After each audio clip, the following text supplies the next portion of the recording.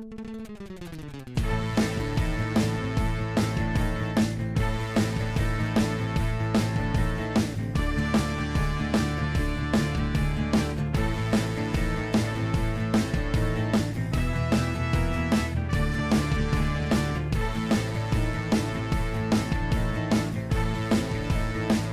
work and no previews make Scott a dull boy. All work and no previews make Scott a dull boy. This is Scott Reed with the Campus Comics Cast, and I'm joined on this episode by Mike Atchison and Shaad Schubert. And of course, we're the official podcast of Muddy Monster Comics at 1422 Walnut Street in Murfreesboro, Illinois. So if you haven't been by the shop in a while, please stop by and check things out. And this is our regular previews episode. We're covering the September 2022 catalog for items generally shipping in, what is that, November? Mm-hmm. Okay, yep. Sounds good. 9 plus 2 sounds is great. 11. Yep. Yeah, so I think that's the correct month. And unless you guys have something you want to add, we can just go ahead and dive right into DC. Let's dive away. All right. So page 1, this kind of was a surprise to me. Well, first, I guess the first thing is like it took me forever to figure out I had the right DC catalog. Because this one was released in like August. So Yeah. I'm looking for the September catalog, and it's August, and I'm like, where's the current catalog? And I looked at the cover, and it's like, that didn't look familiar. So I'm assuming I'm operating in the right catalog. And it's not like you can tell by the cover because every month it's just a different cover of Batman. Batman. Mm-hmm. Yeah. But that being said, page 1, Batman and the Joker, the Deadly Duo #1. And I think this is kind of the surprise for me, written and drawn by Mark Silvestri. So, which I can't remember the last time he did work at DC. And I've never read anything that he's written. I haven't either, because at let's see, I'm trying to remember which of the characters he was at Image that it wasn't let's see, it was Valentino did Shadowhawk, right? Okay, yeah. And then let's see. I don't remember what Silvestri did. Did he do Cyberforce? Yeah, Cyberforce was definitely okay. So that's what his originally even, yeah. Yeah, all right. So Cyberforce was what he did. As far as I know, that's the only thing I can think of that he's written was Cyberforce. I was gonna say, did he write Cyberforce too? So okay. I like Cyberforce. I assumed all of those guys, Larson, McFarlane, Lee, Silvestri, were writing and drawing, at least initially. He did, so, yeah. You are correct. First few issues, so. But if you've been, I don't know. I mean, this art that we get is good. I don't know that it is, by 2022 standards is anything outstanding or not. But if you've been anxious for some Silvestri art, here's your chance.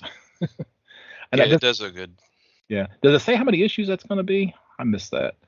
2 of 7, or it's 7 total. Right. And there's 2 issues solicited, right? So we get 1 and 2 solicited in this one, in this DC Connect. So. And of course they do it. They're always so weird because the first one's on sale November 1st, but then the second one is December 6th. So it's not like it's 2 in 1 month. It's just 2 in 1 catalog. That's right. And probably this issue 2 will probably be in the next catalog as well. Right. So yeah, you're right.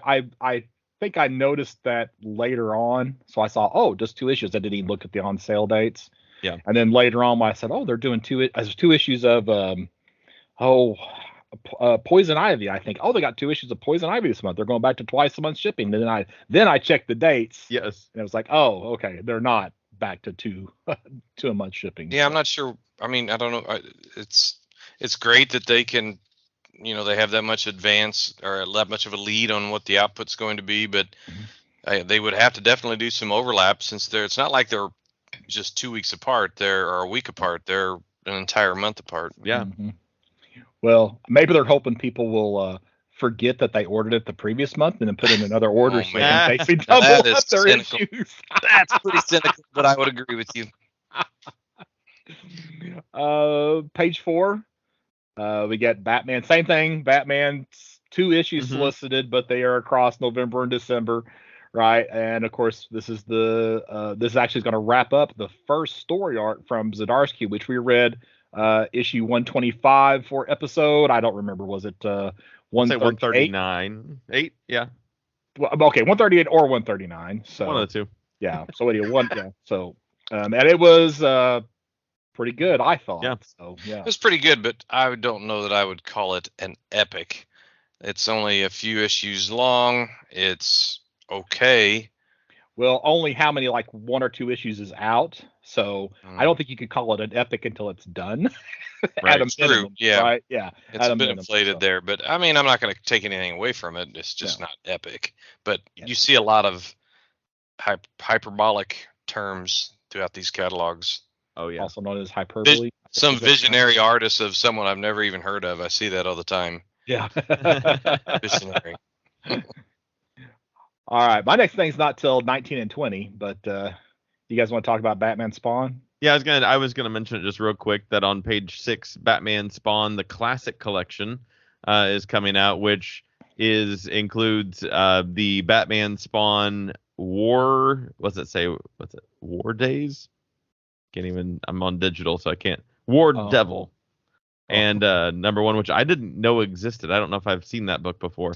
And then the Batman Spawn one shot, which of course is written by Frank Miller and Todd McFarlane. That's the one I have in my collection, Yes. but I'm not familiar with War Devil. So they were released at roughly the same time. I mean, Okay. they were not very far apart whenever they were released, but obviously the Miller McFarlane one greatly overshadowed the the Doug Monk, Chuck Dixon, Alan Grant, Klaus Janson one. And I've read them. I don't remember them. I remember liking the Miller McFarlane one better.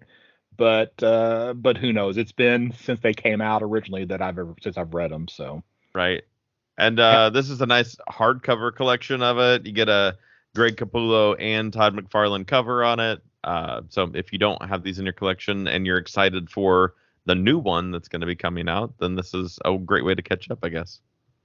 Yeah, where was the price on that? Did they have the price on it? $20. Oh, okay. So, and believe it or not, that's about what you could probably buy the two if you could find them at a store or something now. So I don't know. I guess it's if you want them, individually, or if you would prefer to have the collection. I'm not till 19 and 20, so whatever you guys got till 19 and 20. I figure Mike's going to talk about page 10. Yeah, you figured right. I had pages 10 and 11 earmarked here. And we've heard a little bit about this, but Jeff Johns, it's kind of a long time coming. Jeff Johns with art by Steve Lieber, Jerry Ordway, and Diego Orlatuegui. Tegui. I apologize for not pronouncing that. It's a one-shot called The New Golden Age, and it reintroduces the 1940s heroes. And let me just quote this solicitation. It will unlock DC's epic, there's that word again, and secret-ridden history of heroism, launching a new group of titles, not just one title, set firmly in the DC universe from the 40s to the 3040s. That gives you a hint what they're getting at there. Heroes take on the great evils of their time, but in the aftermath of Flashpoint Beyond. Now it makes me wish I would have picked that up. These heroes and villains will have their lives turned upside down. DC's future and its past will never be the same again. And here's what caught my eye really, but how are Mime and Marionette connected to this? Yeah. Two of the best characters that came out of Doomsday Clock. Yes. So anyway, it's just finding another vehicle to bring back the classic characters of the Justice Society. And then that's on sale 11/8 on the very next week. The Justice Society of America. Well, before you go on, hold on. Oh, sure. So didn't this get solicited once before? Because I know we talked about Mime and Marionette coming back. Or did they come back again in some other book? Were they in like Human Target or something? No. No. Not that I know of. I don't think they came back at all. I think there was a lot of hype about them being introduced as recurring characters in the DC universe after Doomsday Clock. And there was a lot of hype even right during Rebirth. We're talking 6 years now.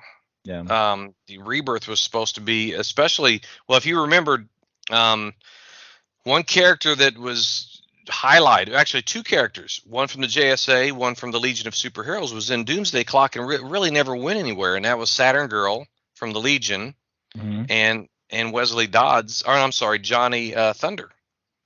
So, but they really didn't have any real impact because they didn't actually start a new series. And I don't know if it's because Johns was busy with other projects or what, but all this languished for some years, and now it's finally coming around. So hopefully there'll be some connective tissue to Rebirth. And you want me to go ahead with Justice Society? Yeah.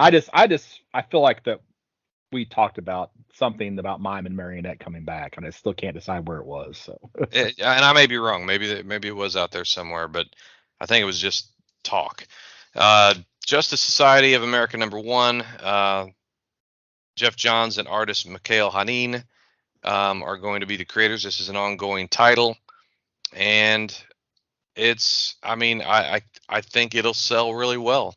I think this probably will sell better than Justice League, especially in recent years. I think Justice League of America has been pretty dull, to be honest.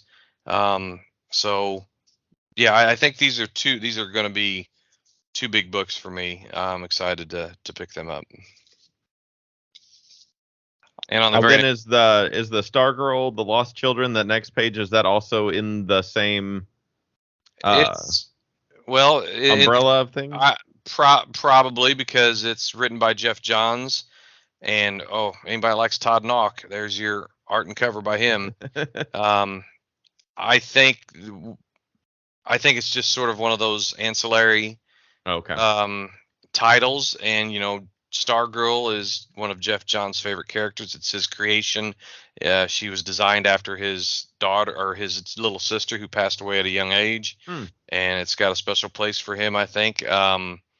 What's neat about this, it's going to be focusing on a lot of the forgotten sidekicks over the years, so that seems like a pretty neat premise.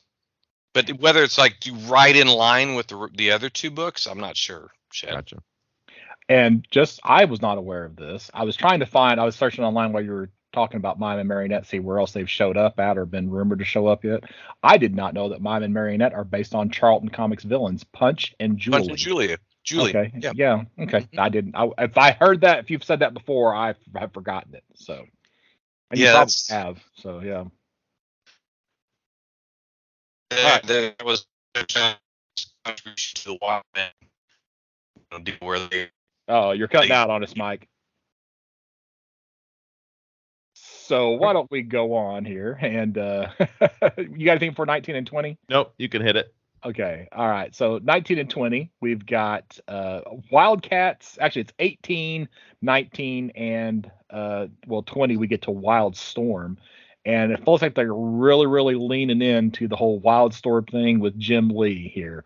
I don't know if this is like Jim Lee's last big push to get his books to mean something at DC.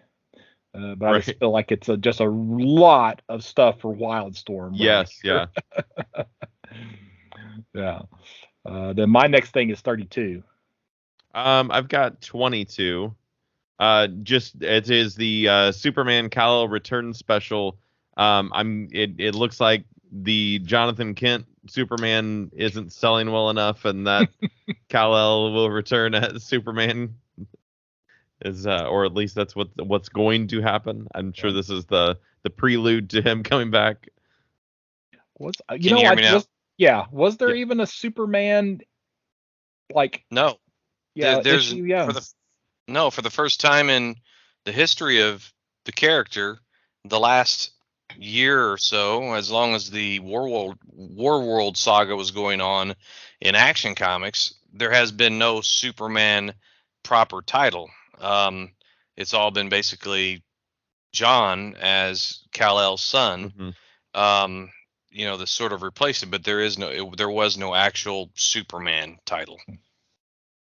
Okay. But that may return, like Shaad said. I don't know. It's hard to say. I don't know if I know Tom Taylor writing the Superman son of Kal-El was about as good as you're going to get, but I'm not really sure. Okay. I mean, there's still Action though, right? So Yeah, Action was the one that with Mongol. 32. Anything for 32? Nope. Nope. All right. So DC's again. We got a Wildstorm character. DC's Right. Grifter got run over by a reindeer. I don't know. Are they turning Grifter into DC's Deadpool? Is my question based on this cover and this story. So, and I 80 hope not. pages of that. I really okay. Well, and I kind of just miss when DC would have their holiday special, and they just had like, this is the 2022 holiday special. This is they've got these like not so punny titles that aren't they're not good. They're cringy. They're just like, oh really? My next thing's 46. Mine's 52. Okay. I've got.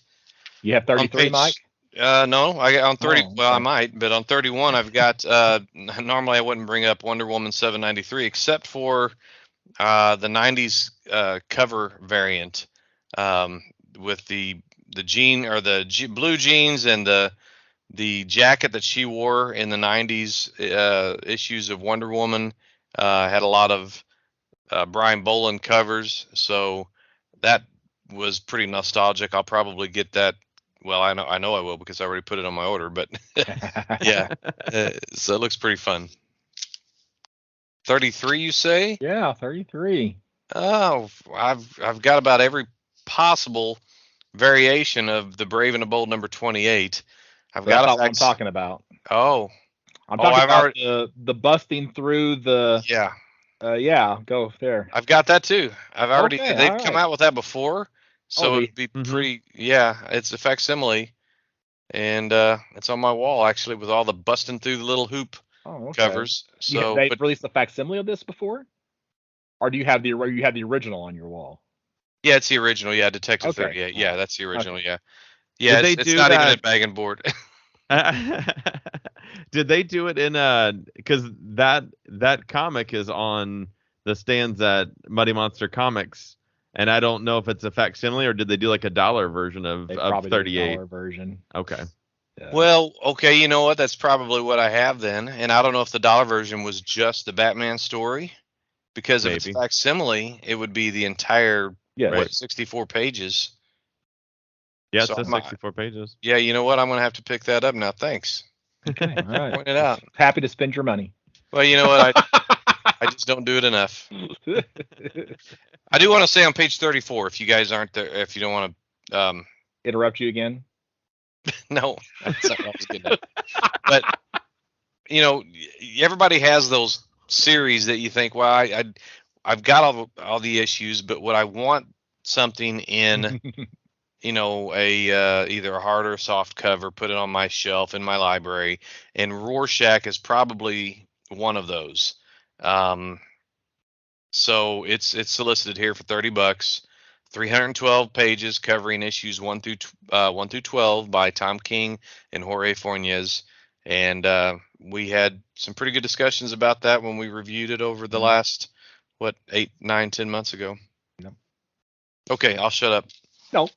46 is my next thing. All right. Oh, nobody has anything for 46? All right, well, I got to scroll fast. So let's see, what page am I on? 43, 46. So Nightwing, issue 98. We have Nightwing meets Nightmite. So I assume we get the imp for Nightwing. So instead of Batmite, we got Nightmite.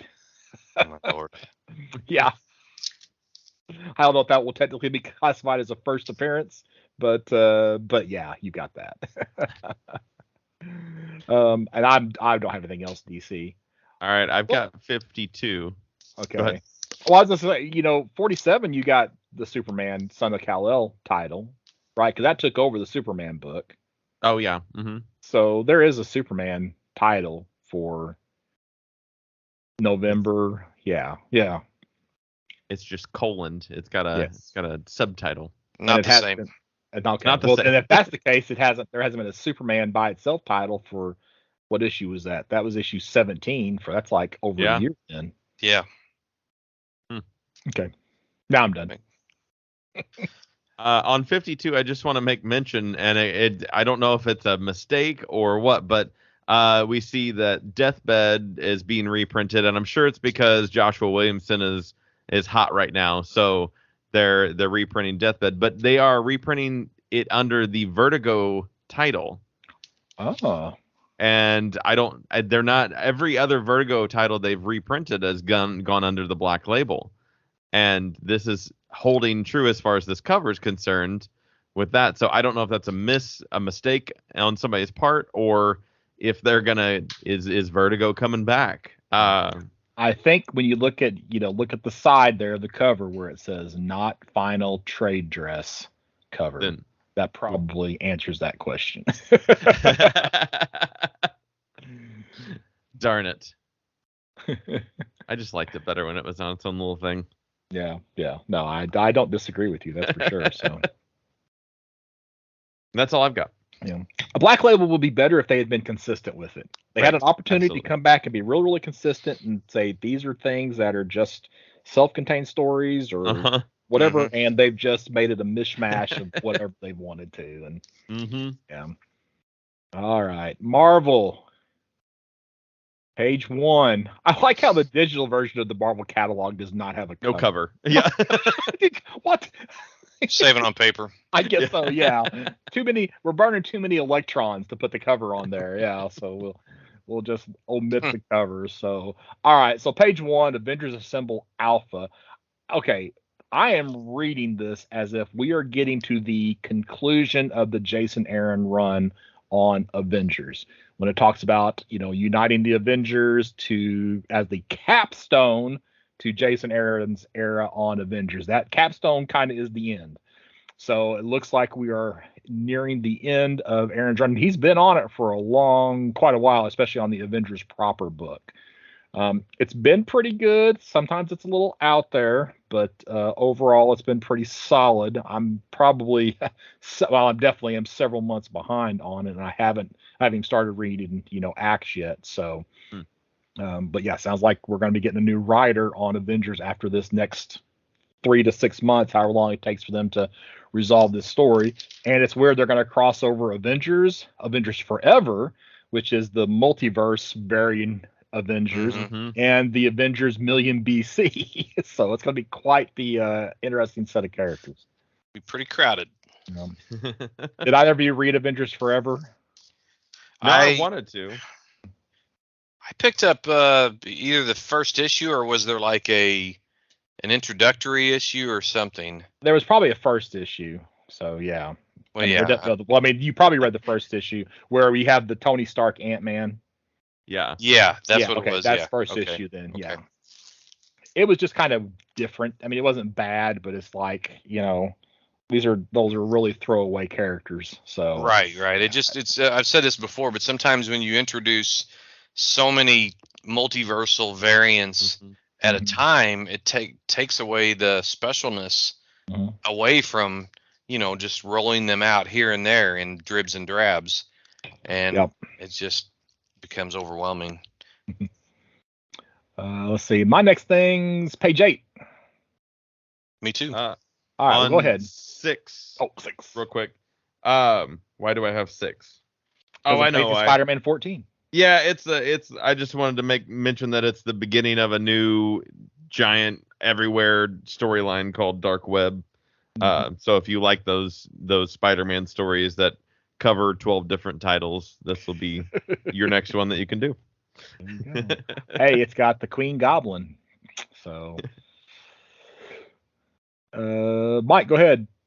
Oh, well, I really shouldn't be the one to talk about it. I only bring it up is because I thought I was being really smart and going, oh my gosh, Gold Goblin #1. This is probably a first appearance. And before we started recording, I looked it up, and that's not the case.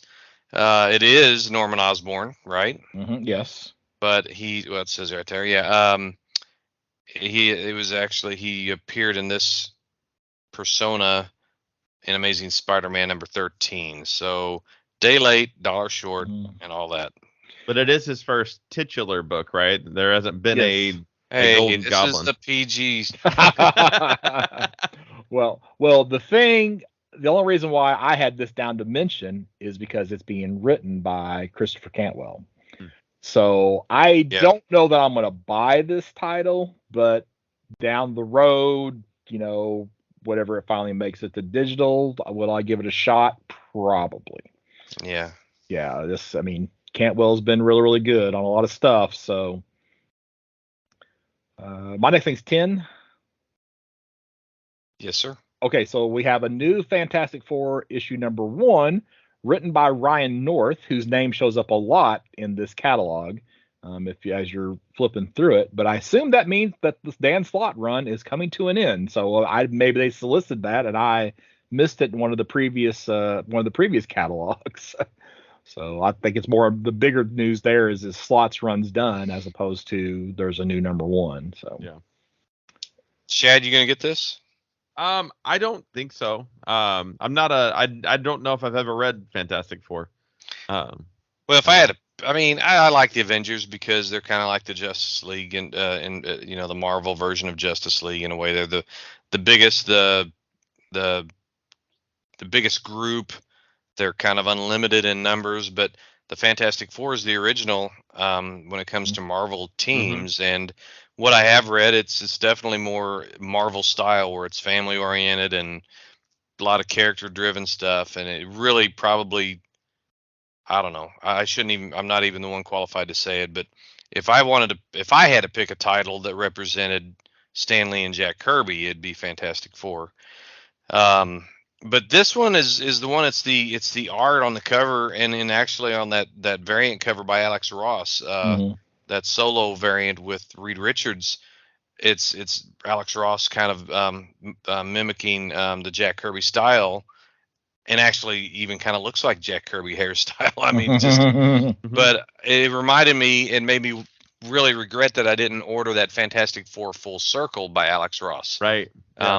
Where he's kind of playing with some new art styles and different aesthetics when it comes to the 60s kind of, I don't know, not neon, but colors. Yeah. Vibrant. Yeah. So, I'm digging that cover for sure.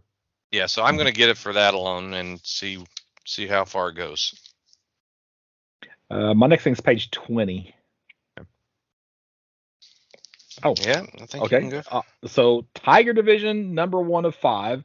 Now here they are introducing some more, I'm just going to say Korean heroes to the Marvel universe, and then they're bringing back a couple that have been introduced previously. So I'm not. Let me see. I'm trying to remember if I'm not familiar with the writer or the regular artist on this book, but they are Marvel's bound and determined to turn like White Fox and Luna Snow into some popular characters. So I guess this is yet another attempt for them to do that. So, I guess I'm too American centric to be concerned about what the superheroes in South Korea are doing. I don't know. 32 is my next thing. I got 22. The Doctor Strange False Sunrise 4-issue. What? Like the art? I don't know. I love the art. That was why I flagged it. Wow. Okay. I cannot dig Tradmore. I mean, he had that Silver Surfer Black, and I don't think I ever paid attention to any of that, but I saw this and I was like, this looks interesting. Doctor Strange is never on my radar, and this made it good. And maybe that's why they're like, maybe Doctor Strange needs a little shakeup because he's not on some people's radars. Because I was like, well, I would read this. It's 4 issues. I like it when sometimes when a writer is also their own artist, they do some creative things, and so I thought there might be some potential there. I've never read anything Tradmore or seen anything Tradmore though. Yeah, Silver Surfer Black is the only thing that I know of. Gotcha. So, yeah. And it was not, not my cup of tea. And like that cover on page 23, his hands, it's like, come on, that's it. I could draw that. Yeah, I don't understand the style there. Why that's yeah. I've never even heard of this guy, but no. Yeah, well, I had, so all right. 32 is still my next thing. Okay, all right. So 32, we've got, this is a re-solicit. So I guess since they have Secret Invasion back in the pipeline after San Diego Comic-Con, they're now ready to put out the Secret Invasion 5-issue story. I don't know if this is I assume it's not going to tie into the TV series, and it's, for the Marvel 616. But they do have a note here that if any previous orders had been canceled, so if you had ordered this book previously, you'll need to put in a new order for Secret Invasion. Okay, so I'm confused. There was a Secret Invasion years ago, correct? Yes, that is correct. And that this is not it. This is not it. No, this is a new Secret Invasion. So this will be volume 2 of Secret Invasion. Okay. Yep. Because the original was 8 issues, and this was going to be 5. And there's Ryan North's name again. Exactly. Yep. He's here a few other times as well, but I think those are the two that I realized. Oh, he's on several things here in this catalog. So I did forget about something on page 30, just 2 pages back. Murder World Avengers #1. I read the premise. Feels very like Most Dangerous Game kind of storyline. Rich people island. Avengers don't like what's going on. They swoop in. Promises to be bloody and violent, which doesn't seem like a normal Avengers kind of MO. So I was like, oh, that might be different. And co-written by Ray Fox, who did like Batman Eternal, Gotham by Midnight. So has somebody who has had a little bit of a darker storytelling on their side. So I thought that might be an interesting little story. It doesn't say of what, so I can't imagine a story like that being long. It does say one shot in the very. Oh, it's a one shot. 32-page one shot. Yep. Well, I'm definitely getting it now. So, are you familiar with Murder World? No, not at all. Is that a thing? Yes. So it actually goes back to the X-Men. So there's a villain named Arcade. All right, and he basically, it's almost like a big top circus that he plants traps inside of. So now I'm sure that they have expanded upon that here. So here it made it sound more like it was did you say an island or something like that? I thought so. I might have made that part up. Who knows? I'm reading through right now, but anyway, yeah. So Arcade's going to be involved. He set up traps, and they're going to have to find their way through. And I get the feeling based on this title, and they may have actually had something else, Murder World, last month. But this will probably be like Murder World Avengers, Murder World X-Men. I got you. Eternals, Murder World. Insert team that you want to go into Murder World would be my guess. So. And I am getting this also confused with another book in the big book that also has kind of a similar premise, but without the Avengers involved. So I just realized that. I'm on to 65. On the very next page, they have, is this a resolicit of Amazing Spider-Man 13? Was that in last catalog? Well, let's look and see. Because that's the one that's the first appearance of Gold Goblin. I knew I'd seen that image before. Let's see. Witness the birth of the Gold Goblin? Maybe. It's weird. Okay, and they don't have dates. Yeah. Yeah, and it's weird that it's several pages past AMS 14. That would be ASM. I mean ASM. I'm dyslexic. Let's see here. So Amazing Spider-Man. Oh, where are you on the FOC? I don't even see it on the FOC. Amazing Spider-Man. I was going because they have the release dates at the back of the catalog. Okay, there it is. Its FOC is its release date is November 9th. Oh. And then the Gold Goblin, alphabetical order, Scott. You should be able to find this without delaying too much longer. Oh, it's collections. Why? It should be right here on this page. I don't see Gold Goblin solicited. Oh, there it's solicited November 2nd. So believe it or not, Gold Goblin #1, according to this, is going to be out before Amazing Spider-Man 13. Well, Gold Goblin is November 2nd. But it's sort of a sequel to. Mm-hmm. Oh, brother. Going to beat it by a week. There'll be some nerd fighting over that first appearance. Hey, you're talking about our people. In story, it was in Amazing Spider-Man 13. Yeah, but a week prior, it came out in Gold Goblin. Excuse me, sir. So people actually, yes. Actually. Oh, okay. Yeah, I'm back to 65. I got 40. Go. Okay.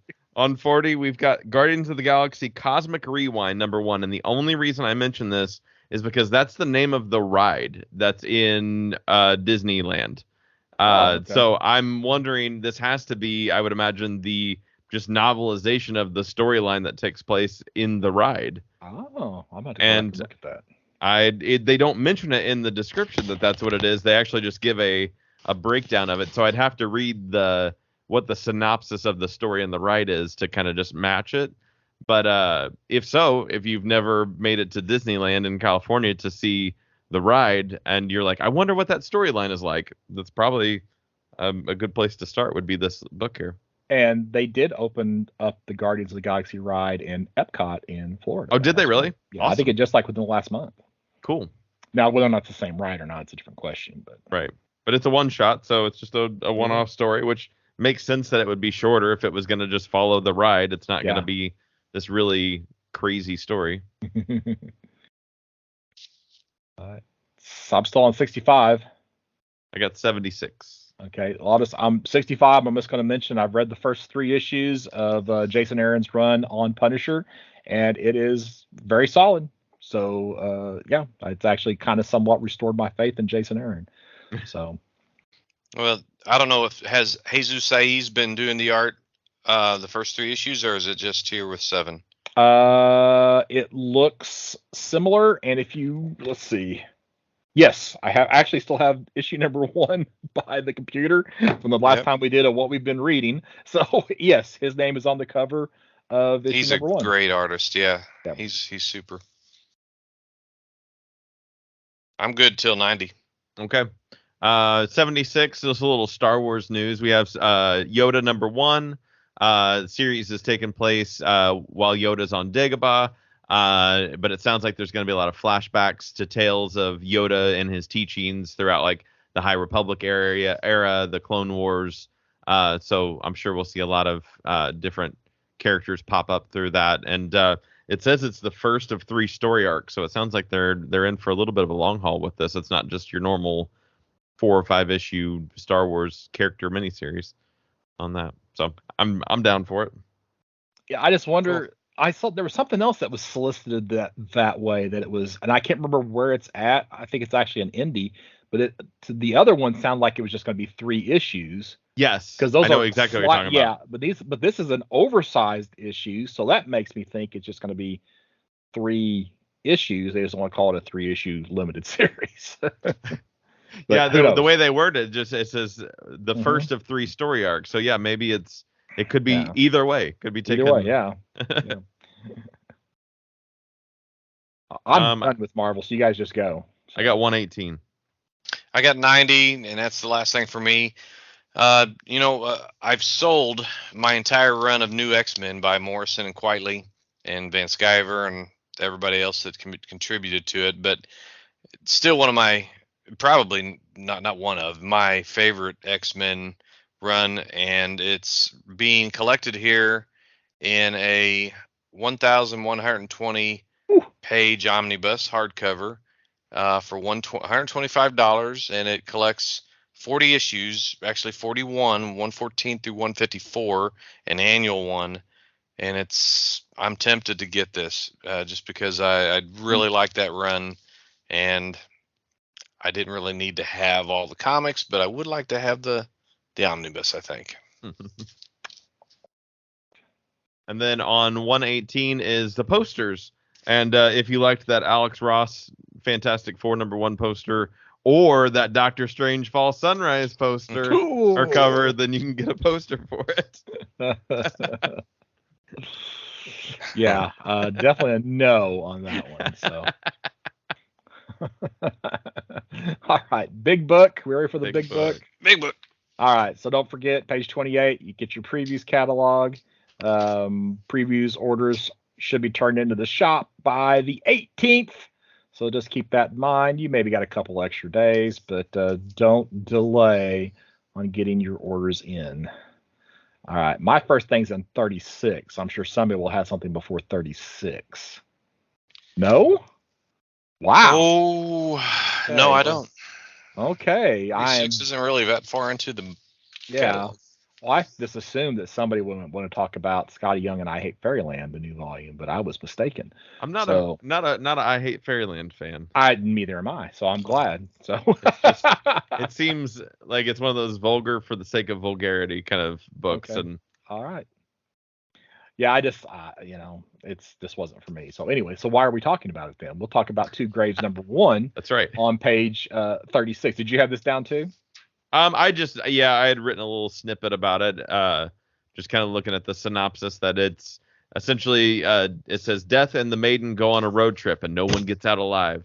It's kind of the tagline to it, but it seems like a very mysterious. You don't get a lot of information with this concept, but you do get 3 pages of preview artwork and story to it. So you kind of get to make up your own idea of what's gonna kind of come of it. But the illustration of Death is interesting. Very mysterious kind of man in a long jacket with a kind of smoke veil. Good descriptor of that. What I thought was interesting was they have 2 artists. So depending on the point of view in the story at the time, kind of like what they did with Strange Adventures, right? Yeah. We've got 2 different artists on this book. And here it looks to me like they're even doing that by not so much page by page, but like on a panel by panel basis. You have a few panels intermixed that are pretty clearly a different artist. Yeah. Which I assume would take a lot of effort on the parts of the artist to get that to line out just right. But if it wasn't for that, I would not have even mentioned this book. And that was like the last thing I noticed. And it's like it went from skipping to, okay, I'm going to bring this up. I wanted to bring this book up. Yeah, I actually like the B cover by Ming Doyle on that a lot more than I do the main cover too. Mm-hmm. So I'm interested to see what now that you've pointed that out, see what the 2 artists kind of do together. And I wonder, well, never mind. Never mind. Go on.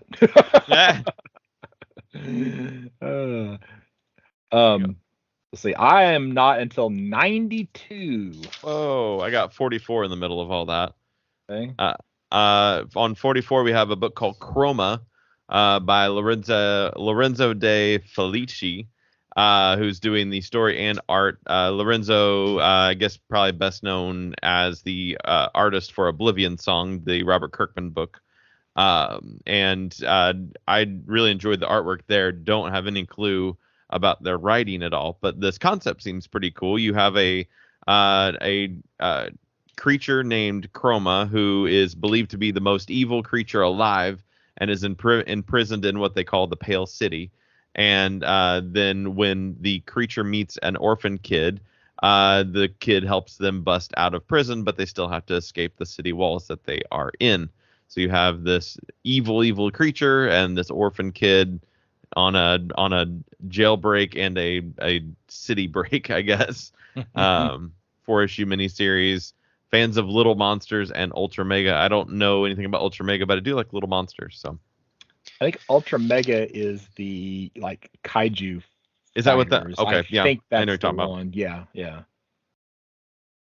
This one, I woke up in the middle of the night thinking about this term chroma, or this name chroma. Uh-huh. I know it's hard to believe, but I did. I was like, wait, I know that name from somewhere else. And I as you do when you have a dream or whatever, you don't think about it until now when you bring it up, Shaad. And chroma it was spelled differently. It was CHROMA. Uh-huh. It was a villain in Infinity Inc. From the 80s. And anyway, it was just phonetically, the same sounding. I think there's nothing else similar about them. I just thought you were thinking of a Paul Simon song, Kodachrome. Kodachrome, yeah, Kodachrome. Kodachroma. Yeah, I tweaked it there just a little bit for you. Nice.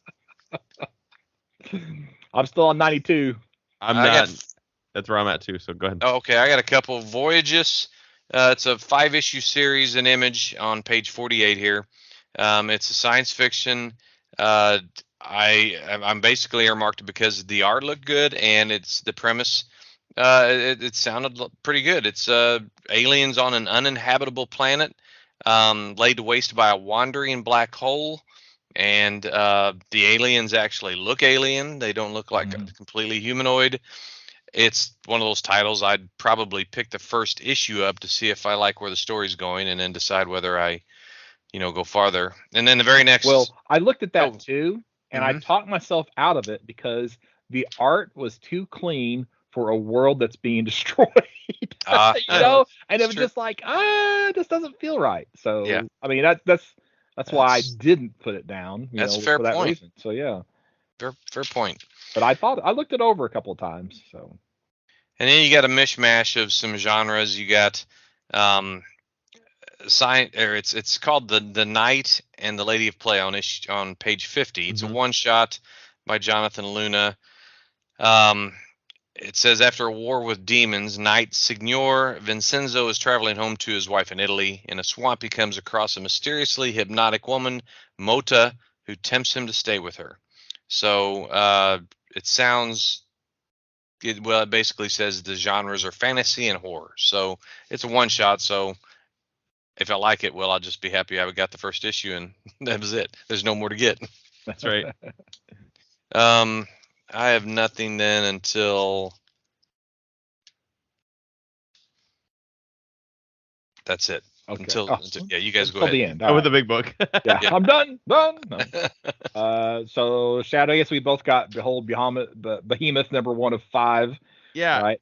And I'm trying to figure out why this name was already in my head. Did we talk about this? Was it something in San Diego Comic-Con that was this I don't know why I would care about this book ahead of previews, but gosh, it sounded familiar, and I don't know why. Not that I remember. Okay. And this is another book that I was going to ignore, and the reason why it made it on the list to talk about was apparently it's good enough to get a Jeff Lemire variant, so that kind of if you're kind of in one of those Jeff Lemire people, and if he's kind of, but I feel like if he's putting a variant on a cover, then I guess maybe he feels like it's going to be good, right? Then, and I also thought from the initial read that this was just set in the House of Slaughter. Oh, but it's not, right? So then once I realized, okay, this is an original story, and then of course you got a couple of pages of preview art, which that doesn't really blow me away. But I'm just not for sure. I just don't know. I can't decide, if I want this book or not. Yeah, I feel the same way. I like Nick Robles' artwork that he did with the Dreaming miniseries that he did. Okay. But it's not like it's this fine. It's very indie kind of, very artistic. Kind of do whatever, especially that last preview page of like the red and black kind of is very just like, oh, that's different. So there's a lot of distinct from the two previous. Yes, there's pages. a lot of style changes in there. So that was interesting. The concept is also interesting in that it's this social worker who's coping with the mysterious death of his brother, and then he has vivid nightmares. And now he's got this new case with this orphan girl who's discovered on a murder crime scene. So I like the idea. Anything that it's really easy to get me locked in, because as soon as you start talking about dreams and interweaving dreams in the real life and overlap in there, and give me some dark kind of artwork, I'm kind of hooked. Page 96, we have the longest title of the book, Once Upon a Time at the End of the World, issue #1. And is this the one that yes. So this is written as a trilogy, right? Yep. Each issue overflowing with 30 story pages. So I guess we're going to get 3 issues of this. Yes. Written by Jason Aaron. And Jason Aaron is back on my good side now after Punisher. So he's been hit or miss with me for a while, and had been missed a lot. So I'm back on the Jason Aaron camp. I think he stopped trying to mimic Donny Cates. So I have hopes for this story. And of course you can get the glow foil cover for if you're having 90 retro flashbacks to extend it. But it's the image is just so bizarre of Yes. sitting in a boat with gas masks on. It's just a little crazy. Yeah, So. it's a post-apocalyptic love story. Mm-hmm. And it That's looks the way I looked at it, yeah. post-apocalyptic as opposed to the what was the sci-fi book, I can't even remember now. So yeah. Anyway, there you go. And the image of like this, it almost looks like they're sitting in a boat on the land. It's so full of This is a post-apocalyptic world that is actually torn apart by environmental catastrophe, not nuclear, some other. So you have all these images of, they're basically wearing gas masks as they sort of kiss, touching the masks to each other. They got their boat full of their personal belongings, and fish are sort of squirting out caustic fluid that's kind of burning holes in their umbrella. So it's just weird enough that I had it earmarked too. Yeah. So yeah. Anyway, page 100 is my next thing. Oh, okay. Yeah, me too. Oh, you too? All right. Well, all I'm going to say is we have specs number 1, which if this is not They Live meets the X-ray vision goggles that you used to be able to buy in comics, then I don't know what it is. So that's the only reason I'm getting it. I mean, either you're one of two people if you read comics. Either you seen the ad for the X-ray specs and you wanted them, or you actually ordered them. And found out they didn't really work. There are 2 types of people in the world: those who ordered the X-ray specs and those that did not. That's right.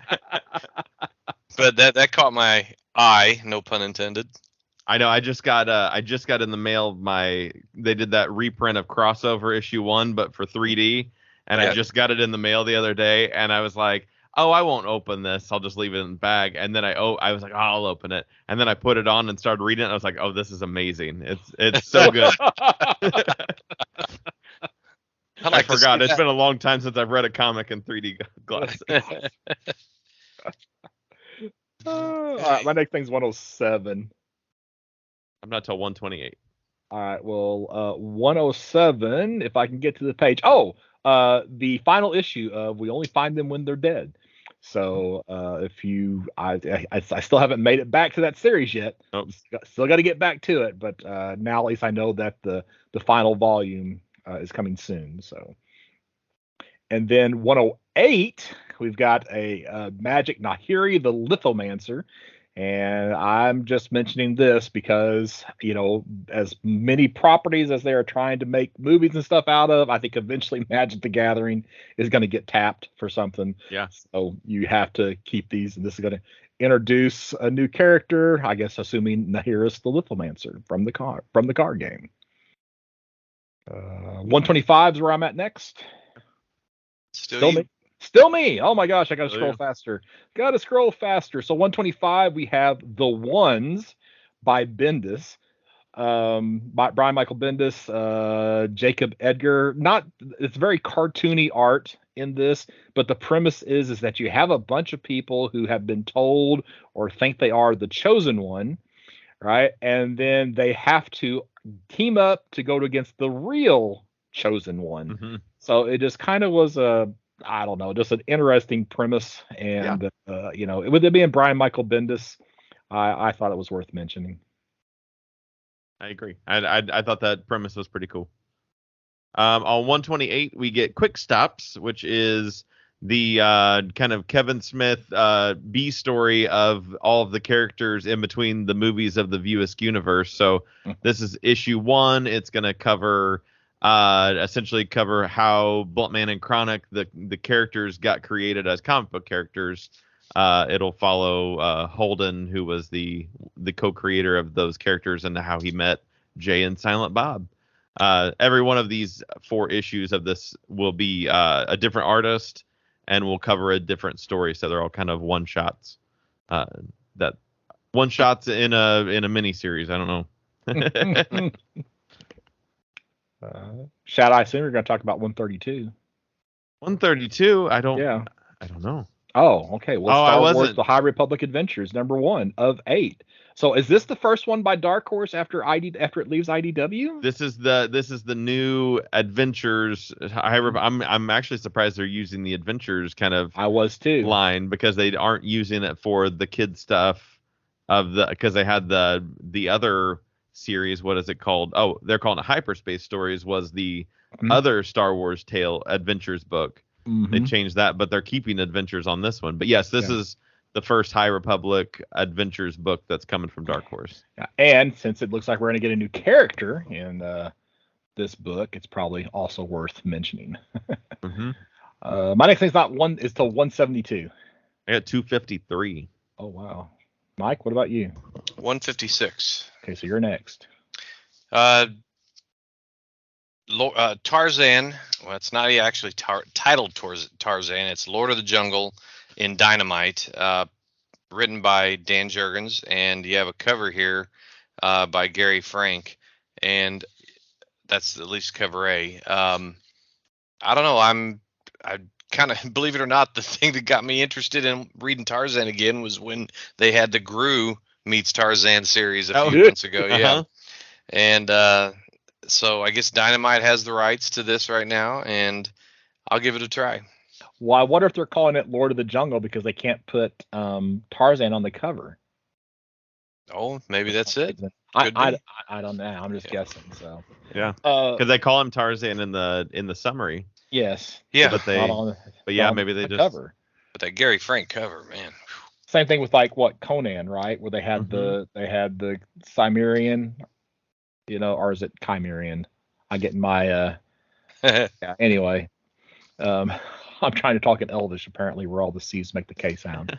So 172, it's weird that we're talking about 2 books from Dynamite. Every time I see a new Peter Cannon Thunderbolt series, I'm like, I really should read something with this character, because I keep saying, oh, this is going to be the one. I think we had like a Kieran Dwyer, I think, did a story a while back. This one's Fred Van Lente. It's like, maybe this is the one that I should try to, read the original for Ozymandias, but I haven't done it yet, so I don't know. Maybe this will be the time. So I earmarked it too, Scott. Yeah. New Peter Cannon series. So, was there anything else you wanted to add on that? No, just I mean, it's pretty. He's got one of those interesting covers. It's sort of alternating red and blue in the legs and the torso, and and he's he's a Charlton originally hero, and he was basically the world's smartest man, hence the inspiration for Ozymandias. I have one Peter Cannon comic in my collection, and the only reason it's there is because apparently Gary Friedrich's first professional comic work was on a Peter Cannon book, and I have a signed Gary Friedrich Peter Cannon comic, but I didn't read it.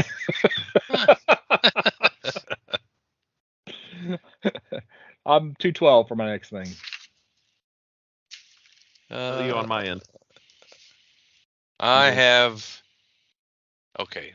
I probably don't need to bring it up, but now that I have started on 210, you have the Animosity Volume 1, The Wake, and this is the first trade of the series that basically had the premise of animals waking up and they basically were as smart as humans. And it was, after we had read what was the book, the series we read a few months ago, the serial killer, Stray Dogs, yeah.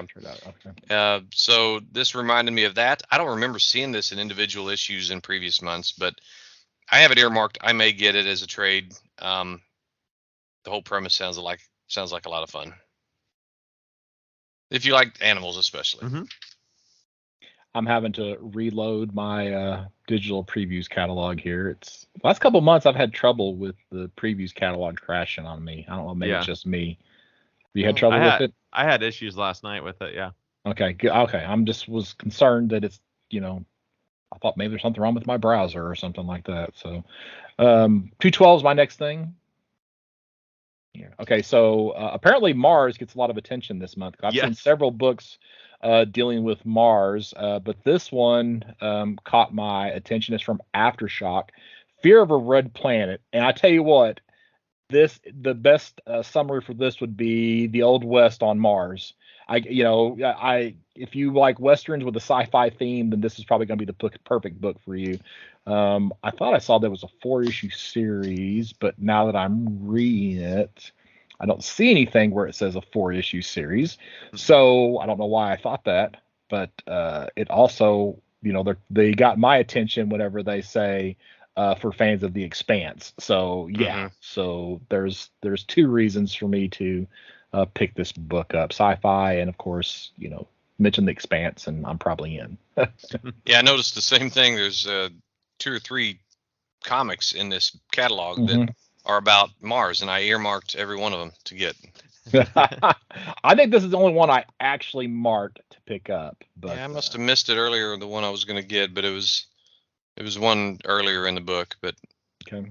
Anyway, I don't know. Anybody else want to talk about 214? No. Nope. Okay, so A Foulness in the Walls, and now this is written by Cullen Bunn, and for horror fans, and Cullen Bunn has some fairly local ties, within just a very short drive from our area, so he's kind of like somebody relatively local to us.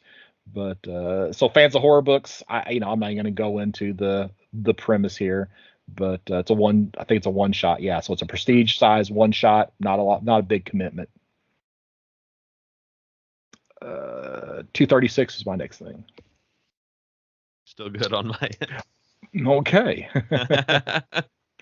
Let me scroll just a little bit faster. Oh, I'm at 238, so go ahead. Okay, so this is just, if you've played any of the Legend of Zelda games, you know that there's a portion of the game where you're sitting around and you're building things or cooking.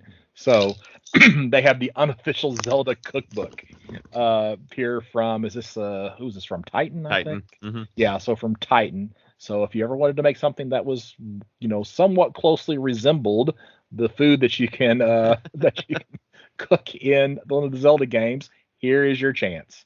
So, and then I'm 253. So on page 238, as luck would have it, it's the second of the 2 Mars stories. This one's called Traveling to Mars by Mark Russell. Artist is Roberto Meli. We should get a pronunciation guide for these creators. I'm not going to go into reading the entire solicitation, but if you have Mark Russell involved, it's got to be some sort of, it's going to be, what is the word? Not sarcasm, but it's just sacrilegious. Sort of that too. Yeah. Oh my gosh. But it's science fiction, it's action and adventure. But if you got Mark Russell involved, it's going to be some sort of statement about politics or the world as it is. Okay. Like I was really hoping he was second coming, right? He did, and I didn't. Okay. Issue and quit getting it. I was really hoping the guitar would have some significance, but according to the summary, at least, it's just a guitar on the cover. There's no I was thinking, oh, cool, like music and Mars. Like, what's up with that? But the word I was looking for was satire. Okay, yes. There you go. Yeah. I'm still at 253. 252. Ronin. Yes. All right. So we have a new imprint this month. Frank Miller Presents is the name of the imprint. I'm sure at some point it's going to be called FMP. But Frank Miller Presents, they're actually giving us 2 books. There was an ash can that was put out last month that kind of had a preview for this second volume of Ronin. So written by Frank Miller, Philip Tan, and Danielle Henriquez as the artists. This is one of those, you figure with a name like Ronin, you think it's ancient feudal Japan, but it's actually kind of like a cyberpunk style of a story, so it's something that's very interesting, and it's people have been asking for a sequel for this for a long time. So Frank Miller is finally going to give some people what they want. Hopefully he can, what is it? Have lightning strike twice Right. with this story. That always remains to be seen if he can, bring the magic back or not.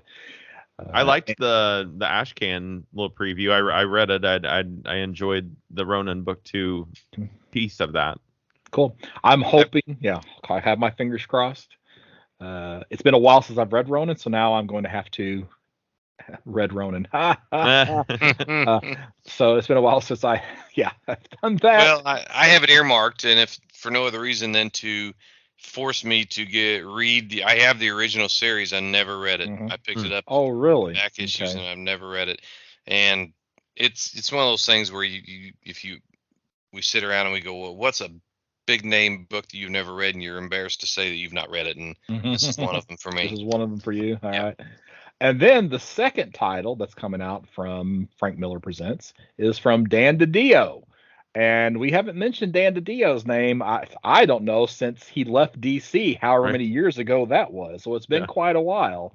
So Ancient Enemies, written by Dan DiDio, artist Danilo Beyruth. And this is just says it's a first issue, doesn't indicate if it's going to be, a limited series, just an ongoing until they decide they don't want to publish it anymore.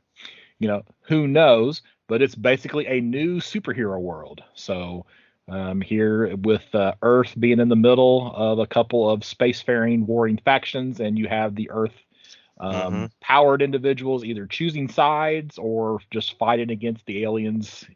So you almost have three sides to this, to the fights here. So that's the way you read that. I was reading that summary and I was like, I don't understand quite what's going on, because almost the way they word it is that it becomes an unintentional breeding ground for a new generation of superpowers, and I didn't know if that was the offspring of like actual breeding ground of like aliens and humans breeding together, or if it was that there was some sort of radiation from the alien technology that created superheroes. It's probably all of the above, what you're saying. It's probably, depending on the hero's origins. So, yeah. It seemed mixed, and I was like, well, I guess that's the element of a good summary, is that now I've got a lot of questions. I've got to read this thing, even though I'm not anything Dan DiDio's written, I haven't been a great fan of.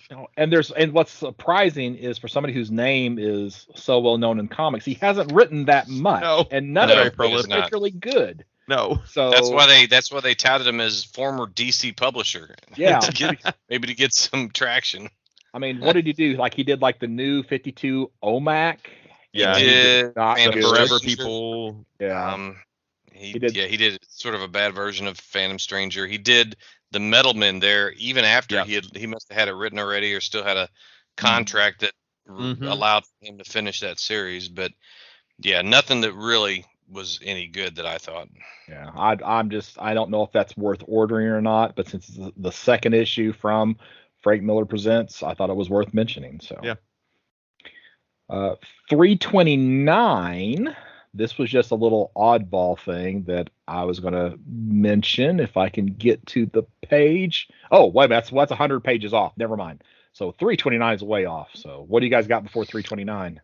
It's not about a comic, but it's on page 322, and it's the Overstreet Price Guide Valuations. It sounds like Overstreet's going to dip their toe into, maybe more than their toe, maybe their whole leg, into an extensive comic database and comic collection management system, something beyond just their or their price guides. Yeah. This was in last month's previews as well, for sure. I just took it to be they're going to have a website and you can subscribe and get pricing information. Yeah, I mean, going back 30 years, I've wondered, well, as long as computers have been around, I always wondered, before there was such a thing as CLZ, or any consistent database program, I always thought, why doesn't Overstreet have their own, even if it's not an online database, even if But it was it just is a product. It is an app. You can see because Yeah. they got the Google Play and App Store icons there, so it actually is an app and not a website. So. And it's a collection management system, and is so. Yeah. But something tells me that CLZ would not have. I don't know if I'll be able to export from their format to it, but probably could. Well, you can export to Excel, like an Excel file, like a comma separated value type. Yeah, I believe you can out of there. So yeah, okay. There's ways, I'm sure. We have our ways. But I have a feeling the Overstreet access is going to be more pricey than the CLZ app. Yeah. And I feel like Overstreet's waited too long. Yeah. That CLZ is already kind of got that market, and I can't see a bunch of people jumping ship, And even though their relationship with the previous value contributor or partner ended, I think within the next month they're going to have is it called cover price? That sounds right. Yeah, they're supposed to bring them in as the third party that will bring values in. But I think honestly, you get your first month free of cover price subscription because you got to tie it in. But they sent out a little email not too long ago. And it is a separate subscription that you have to maintain. So I don't feel the need to know a valuation on my comics in my inventory. If there's a book I want to know what it's worth, I'll just go look it up on eBay. No, well, because I'm not being not feeling confident as a professional enough grader to be I'm not going to get an actual value because I don't. I mean, I'm going to say it's a very good, and somebody else is going to say it's fine, and yeah. Oh, don't even get me started about grading right now. Oh my goodness gracious. Okay. My next thing's still not till 3. I have 329, and that's not right. I got 348, so I'm still okay. Well, fast. I gotta figure out what page number this is actually supposed to be. So if you want to go ahead and talk about 348. Before you do, Shaad, though, all I want to say is that for several pages preceding 348, you have what the meager remains of IDW. It's how far the mighty has fallen. And so quickly. Yeah. And we'll talk about meager remains here in a few more pages as well. So. Oh gosh. They do have the Rocketeer, the Great Race trade paperback, which I did get all those issues, Scott. Yes. And I did like. How many have you read? Sorry? How many of them have you read? All of them. Well, then you're 4 issues ahead of me. Okay, yeah, that's good. Because I also have the A and B covers that whole series, and I haven't read any of them yet. So it better be good with me buying both covers. Is all I got to say. Okay, so it must be before IDW. Because I've got was that on 345? 345 was the Rocketeer trade. I'm gonna have to do a search to find this. Talk about your next things while I try. Go ahead, Shaad. Okay, on 348, there's a graphic novel called Recall, and I went past it. There we go. Okay, and it is a retelling of the, I guess, first official reporting of an alien abduction. Or the first widely publicized alien abduction report in the United States from 1961. It follows the story of Betty and Barney Hill, and even if this wasn't based on a true story, the way that they word that first sentence or two of a couple finds themselves and in a mysterious light in the sky along a remote highway, and it's just such a cool kind of visual that they're painting with those words. And so I was like, I'm in. And then I got down further and I was like, oh, this is based on the true story and everything. I was like, even better. So I like this idea. I'd never got anything from Invader Comics, who's publishing this, but what page was that on? That's on 348. 348. Okay, I want to check on something like that. But I finally found my page. It's 320, not 329. You were way off. Yeah, that was 9 pages off. How dare I?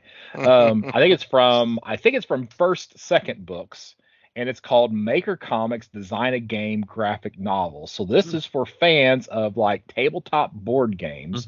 So the idea here is to kind of teach you the game design process.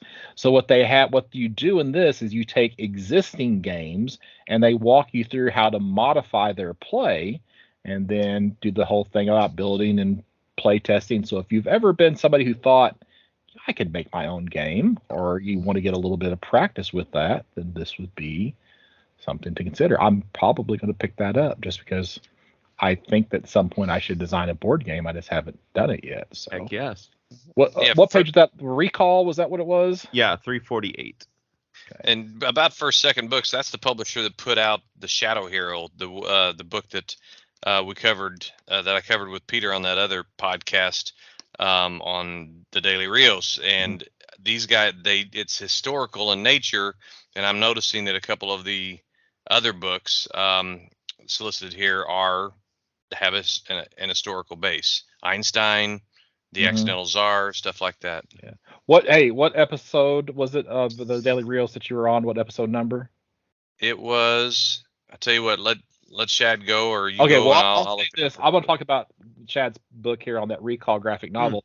The reason why I remember this story is because, and I was hoping that the image would have something, but the synopsis does. It talks about the fact that it is a graphic novel about race, romance, and fear, and that's one of the things that I remember because this was what, in the 60s, I 61, think. yeah. 61, right? And they were a mixed ethnicity people, and that was like, it was unheard of. Nobody believed them just because of the fact that they were mixed ethnically. So it was just kind of crazy. So yeah. It was the Daily Rios 575, came out on August 17th. All right. Okay, I'm up to 352 now. No, 345 actually. Excuse me. Which is where we just were, right? So we're at 348. So yeah, just go back a couple. Yeah, I'm gonna go back because I couldn't. Is it the Rocketeer? What else would it be? So this is the Rocketeer: The Complete Adventures Deluxe Edition. So this is not the new stuff. This is the Dave Stevens stuff. So 276 pages, full color. I have all these books already, but we talked about things that sit on the shelf to look pretty. This might be something that's, I don't know if it's $100 pretty or not, but it's a hardcover. It's and it's not like there was a whole lot of material to pick from. It's going to be everything that Dave Stevens put out, and for Rocketeer, for Rocketeer, yes, and that itself makes it, I think, a worthy buy. Oh yeah. Okay, now I'm caught back up. 352 is my next thing. Okay, go ahead. Oh, okay. So I did not realize this was going to be a multi-issue series from Living the Line, but we have The Abolition of Man, issue 2. Yes. So this is that AI illustrated book, and so there's a second issue of this, and now I see it's of 5. I don't think they showed that in the first issue. No, I don't think so either. 5. So I just thought it was a one-shot. So now I have to decide if I'm in this for the long haul or if I want to see the first issue before I continue with it. Where do you see is the 5 on the cover? No, it's the very last line, 24 pages, full color, 2 of 5. Oh, yep, I see it now. Yep, okay. Yep. So gotcha. Yep. Yeah, I think that's a trick they do. They don't tell you how many it is on issue 1, then you buy it, and then you're like, oh crud. Oh, I'm locked in. It's a 5 issue. You got to make that decision on issue 2 always. Yep. On the next page over on 353 is the book that I was getting the Murder World book confused with, is Nature's Labyrinth. This one takes place on an island. Okay, all right. And this is a mysterious man has created an island where 8 violent felons get put on it and are tested, and the survivor gets money and freedom in exchange for silence about what goes on the island. So it's Australia. Yeah. Yes, essentially. Exactly. And I was like, this is like the Survivor TV show, but with criminals and they die at the end instead. What page was that on? That's on 353.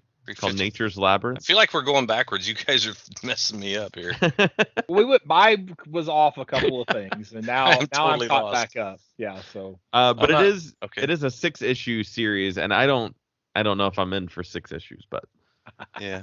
But I like the idea. I'm at 388. Yeah, 356. Oh, okay. You're before me. Go ahead. Okay. On 356 is the Lego story, How a Little Toy Sparked the World's Imagination. This is a hardcover, 430-page book, but it's just a history of the Lego company and how they started. They did wooden toys originally, and Their story is just cool. I've seen a couple of different really well done documentaries, and this would just be, I'm The sure Toys That Made Us. Yeah, the Toys Yeah. That Made Us one, and then there's I think the Lego Story is actually the title of another documentary, or no, it's called the Brickumentary, is what it's called. What is it on Toys That Made Us? The System. Yes, the system. The System. So We if get to you're work with the system. exactly. So this gives you all that same history. So if you are into the Legos, this is definitely would be a good thing on your shelf. And I got 360. I'm in a row. That's fine. No, you're go. Keep going. I'm gonna mention something on 364 though after you get your 360. On 360 from Oni Press is Wild Volume 1, or So I Was Born to Be is the title of Volume 1. This wasn't put out in single issues. It's an original graphic novel. And it is described as half roller derby epic. There's that word epic again. And half coming of age tale. I'm as a skater, not a skateboarder, but a roller skater myself. I always kind of like to read those kind of stories, and the good coming of age story isn't bad for anybody. It takes place in the 70s. Got some 70s roller rinks. Sounds like a good time. There you go. 364 just had the final issue of Jonna and the Impossible Monsters, which was from Laura Somney and Chris Somney. He's probably best known for his work with Mark Waid on Daredevil, but lots of other stuff as well. I'm not till 412. Okay, I'm at 388. Unless Mike, you got something before me. I'm at 402. Okay, so 388, we have Mysterium, the Spectral Servant. So this is based off of a tabletop game. So we have a comic book based off of a tabletop game. Not the same artist as the card game, but the premise is that in the game, one person plays a ghost and they are trying to give clues to the players about who murdered them. So this is going to be some type of murder mystery, ghost story. And it's going to be, I don't think they tell us how many issues. It's one of those where it's possibly a get you locked in, but it does say book 1, volume 1. So they're setting it up right out of the gate to be a multi-volume series. So fans of the tabletop game need apply to misquote a song, which I'm apparently good at doing. And then 404. So Valiant Watch, still 2 titles, which I think is what they were at last month, and 2 trades. So we still have Exo Man of War and Bloodshot being solicited, and beyond that, it's just trades from Valiant. Be interesting to see how much longer Valiant is here. Shaad, I'm sorry, Mike, go ahead. No, I'm just going to mention the pick I had for out of tomorrow's, which usually I do have something to pick out. I passed up on this months ago. It's been solicited more than once. Mac Rayboy, Master of the Comics. It's a hardcover this time around for $40. And Mac Rayboy, he defies the typical impression you get about Golden Age art. This guy was right up there with Lou Fine, and Will Eisner, and he was an outstanding draftsman, and he's the guy that actually created Captain Marvel Jr. And if he didn't create him, he definitely was the mainstay artist on that character in Master Comics for years. So they've got a lot more in it. Just he worked on things like the Green Llama and Bullet Man and Spy Smasher too. So a lot of Fawcett comic stuff.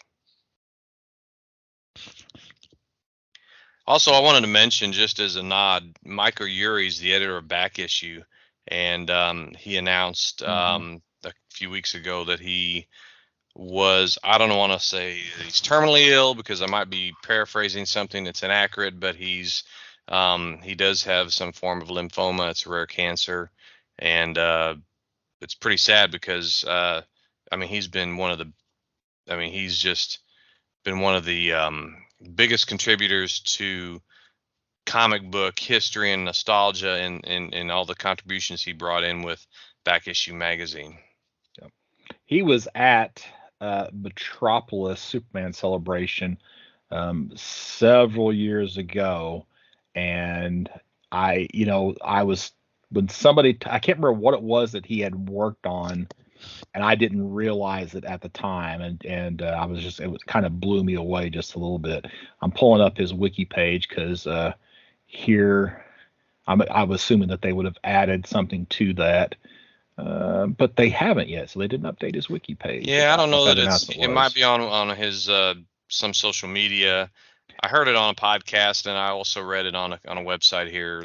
But again, that's why I was paraphrasing or didn't want to say exactly what the illness was or to what extent. But now, I had a friend of mine I saw had posted that as well, who kind of I think knew him, definitely better than I know him. So actually, okay, here's a post from his page directly. So, dear Facebook friends, I seldom post these days and generally limit those posts to fun and positive topics, but I do have some unfortunate news to share, and I'd rather you hear it from me first. I have Waldenstrom macroglobulinemia lymphoma, an extraordinary rare cancer. So they're saying that they're, at the time this was posted on August 1st, so it's over a month ago, but they are looking at their treatment options. And he says, so for the next 3 months, I'm in active surveillance going on with my life and work.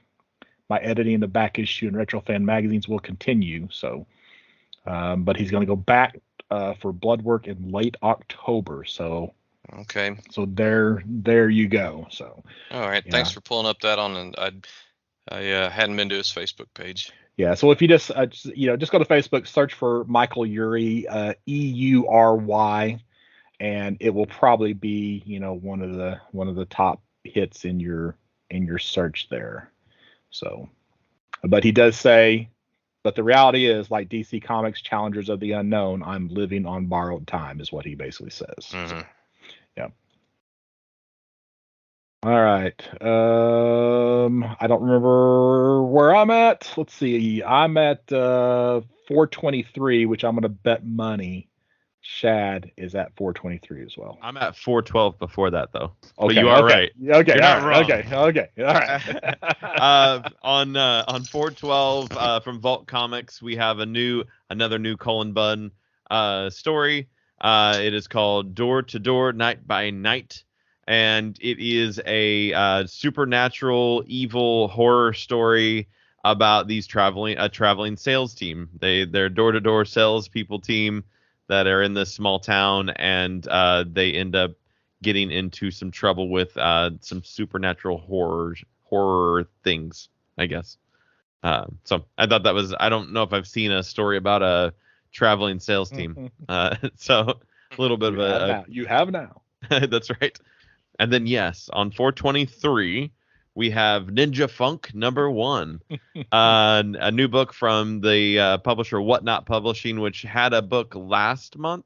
Yeah, maybe it was their first outing. Mm-hmm. So they've got this weird book that is has a David Mack cover, which I'm all about that. Yeah. Just the cover kind of reminds me of heavy metal a little bit. I think it's just the font style on there just has a little bit of that, but it has frequency bending warrior DJs, cyborg house cats, and the broken rhythm of the universe. Seems very music focused. I love that they're using terminology like beats and rhythm and harmony and things being off key, and it feels like it's going to be really clever in how it creates a story that is very music focused, but also has a story that you could follow even if you weren't musically inclined. Laser Wolf, a frequency bender on a mission alongside JPG McFly. So that's all you need to hear right there. That's right. Now, and I guess JPG is the name of the writer also. So the writer has created a character of... yeah. Okay. John Paul, I don't know what his last, but he goes by JPG. I think he's a DJ, maybe. Yeah. Or it says retailer turned creator, JPG. Okay. So the whole thing that's got me, and I didn't notice this last month either, because the other title, which we did talk about, but we didn't say who the publisher was, Right. was that Kyle Stark's book, Alpha Betas.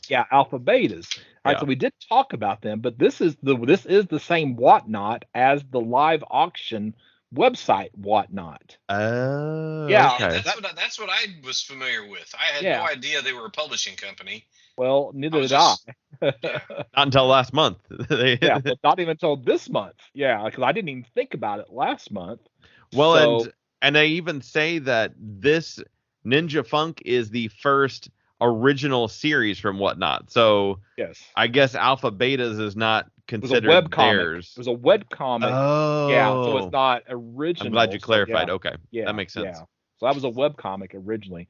Now, no matter what you think about Whatnot, and there's a lot of hit and miss, there's way too much emphasis being put on the David Mack cover. It's like they talk more about the David Mack cover than they talk about the creators, and there are way too many homage variants for this book. There's so many that I know. I almost was gonna get that Stray Dogs cover. Yeah. I was like, well, that looks kind of cool. Yeah. And they have multiple McFarlane homage books. Yes. Right, and they it's just crazy the number of homage covers. And there's Kevin Eastman's doing a TMNT homage.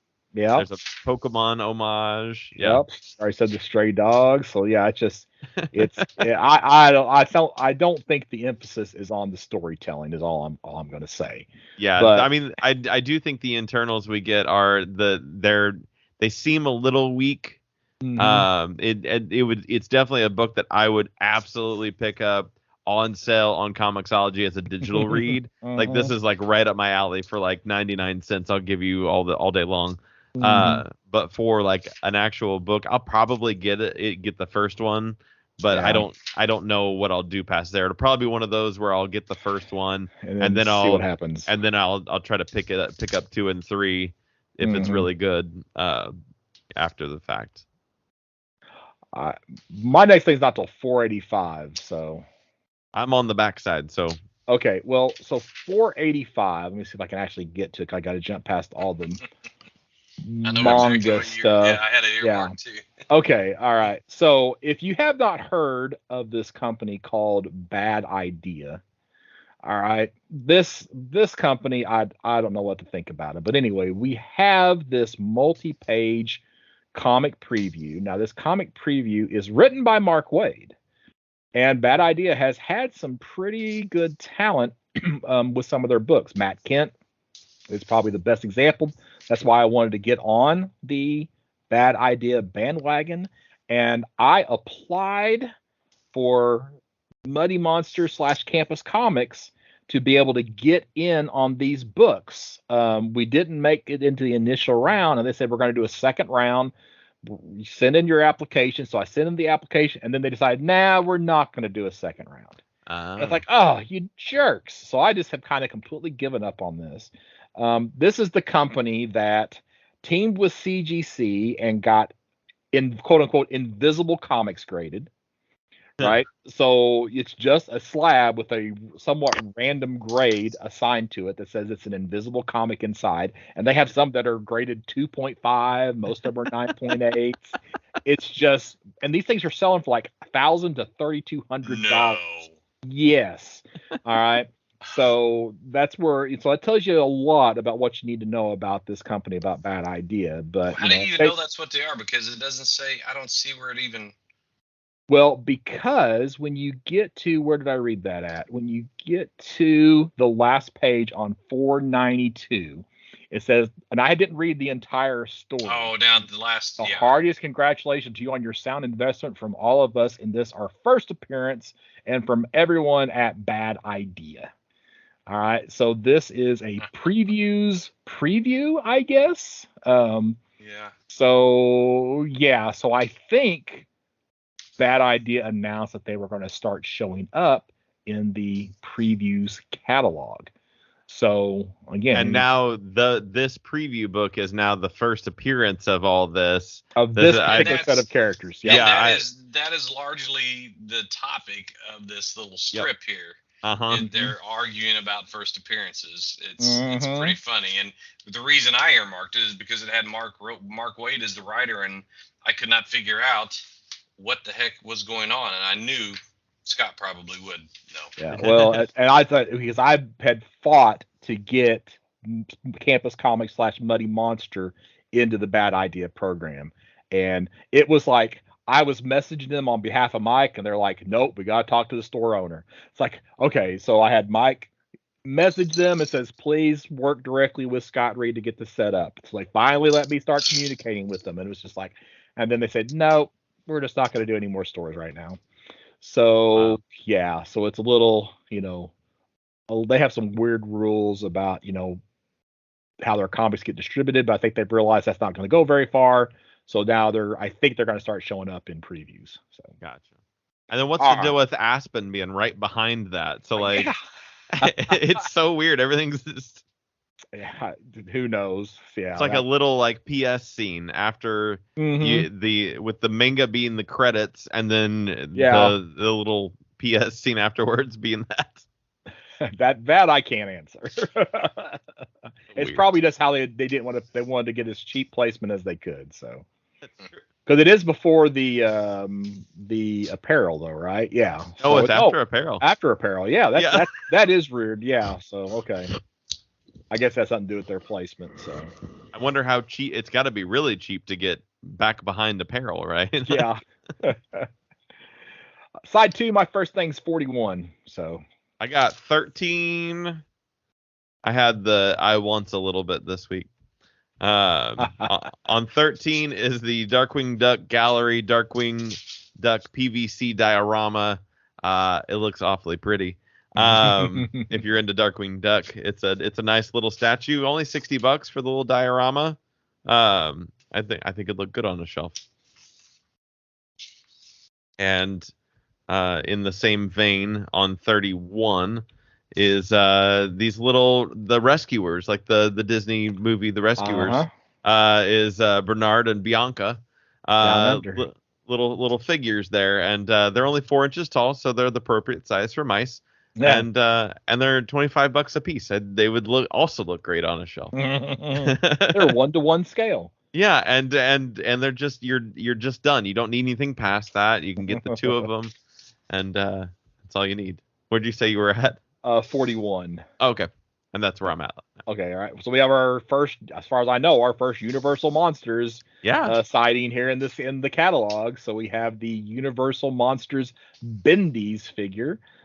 We've got Invisible Man, Mummy, Phantom of the Opera, and the Wolfman. And then, do you want to talk about any of the follow-ups on 42? No, on 41 though, my thing just crashed, so I don't. Okay. But on 41 is there is the Teenage Mutant Ninja Turtles Splinter as Van Helsing to kind of go along with the collection if you're following along. This is like my favorite part of the previews every month, because I know there's gonna be like this version of the Teenage Mutant Ninja Turtles. I'm not buying them. I just like to look at them in the catalog. Then on 42, we have another Universal Monsters, the Invisible Man's Ultimate 7-inch figure. All right. And then the Universal Monsters Retro Glow-in-the-Dark 7-inch figures. So lots of Universal Monsters stuff here just on 2 pages. Mm-hmm. Then my last thing is on page 79. All right. You guys got anything else? Nope. No. Nope. Oh, okay. So, and then the final, it's not Universal Monsters, but it's going to be close enough for me to mention it alongside, as my previews catalog just crashed. But we have the Bela Lugosi action figure from the movie White Zombie. So, if your life was not complete until you had a Bela Lugosi action figure, it is now complete, because it does now exist. So, okay, all right. So, anybody got a what's everybody's favorite books? What they're most looking forward to reading coming up? And Shaad, you're not allowed to say Doctor Strange by Treadmore. I won't. Okay. I won't. I promise. I was gonna say the Quick Stops #1. Big Kevin Smith fan, so I got to go with Quick Stops. Mike, what about you? You got something you're particularly looking forward to? I'm looking forward to the Well, it's 2 books actually. It's the Return of the Justice Society of America, and well, I had it earmarked here. What was the name of the other? The New Golden Age. Oh, New Those two Golden I'm Age. looking. Yeah. All right. Well, I'm stuck on a couple. I'm really enjoying Punisher right now. So the Punisher issue 7. I'm trying to read that as quickly as I can, and then I'm also going to mention. Oh, I lost it. Where did it go? Oh, Ronin book 2. So can Frank Miller, put lightning in a bottle or lightning strike twice? Mix metaphors here. With this character and story. So, all right, you guys got anybody want to throw out an investment pick? I've got one. All right, what do you got? And this is just solely based on I'm already going to pick it up. So if it ends up being an investment pick, why not? Is the Star Wars Yoda #1, because whether it's 3 issues or 15 issues, at some point they could easily address one of multiple things. More about the species and the name of the species that Yoda is. I could totally see them doing that in this series. We could see an origin of Grogu, in there, and that would be big. Or we could just see another of that kind. We could see maybe more of Yaddle, but we definitely could see not necessarily even introducing new characters as much as just getting more history about that species. And that would be, I think, a pretty hot item if that were to happen. I'm probably going to have to go. The one that I'm going to pick up just for purposes of just in case is going to be, believe it or not, that Magic the Gathering, Nahiris the Lithomancer one shot. I think it's a bit of a stretch, and I think you're going to sell that book for a long time for anything to ever potentially come of that. But and chances are the new Dungeons and Dragons movie is not going to be any good. But if that were to be super successful, then they would definitely Magic's start mining. Yeah. Oh, yeah. So Hasbro owns them, right? Or is it Hasbro? No, it's not Hasbro. I can't remember who owns both of those. It's the same company that owns both of those. So they can definitely start mining that. And it's anytime you have a new Star Wars character introduced, you almost have to assume that book is going to at some point become something. So Star Wars High Republic Adventures #1, we're getting a new Padawan there. So that is something that they will potentially mine into, even if it's just a side mention in one of the stories later down the road. So, All right, Mike Atchison, somebody wanted to reach out to you. Oh, do you want me to do an investment pick or? Oh, I'm sorry. My apologies. Jeez. I did not mean to shortchange. I think that was that's quite all right. Inadvertent. You were trying to save the listeners from making a bad investment, and I can appreciate that. I only bring this up because the confusion with the Gold Goblin and the Amazing Spider-Man #13. Which came first, or which is the first appearance of this Gold Goblin iteration of Norman Osborn. So we're not going to pick either one of them. I'm going to pick just because. Just to drag out my talking, just to aggravate Scott Reed, I'm going to wax poetically on a couple of books that are not going to be my investment pick. Yes, I mean, that gives people have an option if they want to get into that fray. Go ahead, but right here, because DC had put it in a big bold letters, new character alert. So it has to mean something, right? Stargirl, the Lost Children. Oh. So this is the one where they're looking for all the missing sidekicks lost in time, and supposedly there's some new characters popping up in there. So anyway, why not? When has ever a big publisher ever misled us before? And I guess before you talk about how they can reach out to you, Shaad, you should let us know what's coming up on episode 141, I think. 141, yeah. On 141, we're going to be covering Once and Future Volume 1, which if you care to read along, you can find on Comixology Unlimited, I do believe. And then we'll also be covering Daredevil Born Again, and that will be issues 226 to 233. And just so you know, for anybody who might, for you and for anybody else who wants to read this, we get introduced to one of the greatest characters in the last few years of comics in Once and Future. So, all right, Mike. Now let me try again. Where can somebody reach out to you and track you down, per se? At the official Campus Comics Cast email, m.atchison90 at gmail.com. Which is also the complaint department, right? Yes. Yes. And go ahead and say what podcast or what episode it was of the Daily Rios that you're on as well. Yeah, Peter Rios is he's one of the, you could call him one of the godfathers of comics related podcasters. He was one of the founders of the Comic Geek Speak, and years ago he split off and went off on his own, and he's had a variety of podcasts, but the main one is the Daily Rios, and he and I have corresponded a few times, and I actually appeared on the Daily Rios number 575, and we covered the original graphic novel, The Shadow Hero, which is about the Green Turtle, which was a 1940s, a golden age hero, and is purported to be the first Asian American hero in comics. Oh, okay. And so that's your pretty cool topic. Third or fourth time, not including just like mail-in comments, right? Yeah, on the Daily Rios. Yeah, the third. Third, okay. Yep. All right, Shaad, what about you?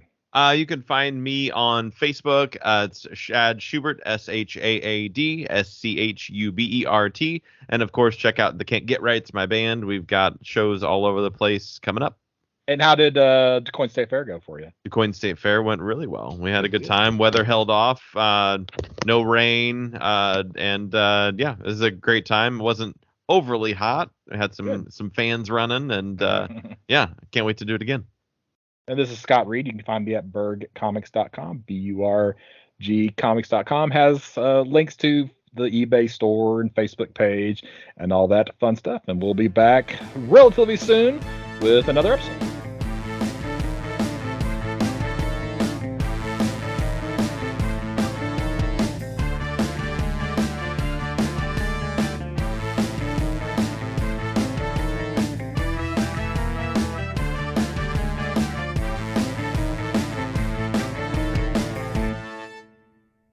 Can you hear me now? Oh yeah, that wasn't even 5 minutes. I had 2 shows this weekend, and all of my gear is just all over the floor. And I was like, I'll just plug in the USB mic; it'll be fine. I'm surprised the USB mic didn't sound okay. It was just so weird. Yeah. And what it was is when we were talking, if we talked over you, you went silent even if you were still talking. Yeah, but Mike and I, we can talk over the top of each other, and it was weird. So I don't know. There's something about your. It could be. It's this little blue thingy is what I was using, but you guys are pretty good. I know. I mean, well, and I record with it every once in a while. If I get lazy, I'll pop that in instead of using the good stuff. Yeah. Yeah, because obviously that's a better mic than what I'm using. So. This is the studio vocal mics that all the big guys use. Mm-hmm. Yeah. You're like Wolfman Jack. That's right. I don't know who that is, but he's an old radio star. Oh. I'm showing my age. Well, I've heard of Wolfman Jack, so. Well, you're not that much younger than me. Okay. I grew up on KC95 radio, Shaad. I had CIL and TAO, I guess. CIL FM. What was it called? TIL? TAO is the rock station. Yeah, the TAO is a good station. Yeah, 105.1. Yeah, that was a really good station. They were better than CIL. I mean, CIL was top 40 mostly. Yeah, right, of course. Yeah, I forgot about TAO. All right, we ready now? I thought we'd banter a little bit longer. Okay, that's fine. Did you know, Shaad, that all radio stations east of the Mississippi begin with the call letter W and everything west is K? K. Mm-hmm. Okay, well, that was my one shot at getting you guys some trivia. Okay. Oh my! All right. Do your Casey Kasem voice. There you go. Who? You. Me? I don't have a Casey Kasem voice. I don't do voices. So yeah, we got a problem. If I ever had to do voices, we're in trouble.